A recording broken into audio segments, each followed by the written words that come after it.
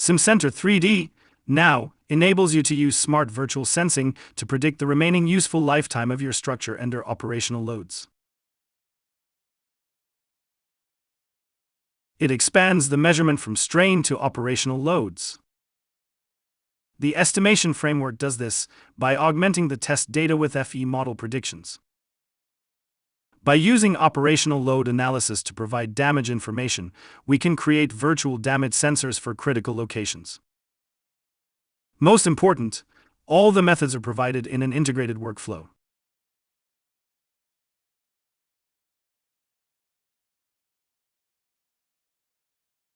You can create your virtual damage sensor by pointing to the critical locations where no physical sensors are located. The strength and durability tool with its hotspot analysis helps to predict potential critical areas. Choose a fatigue method and provide the material information.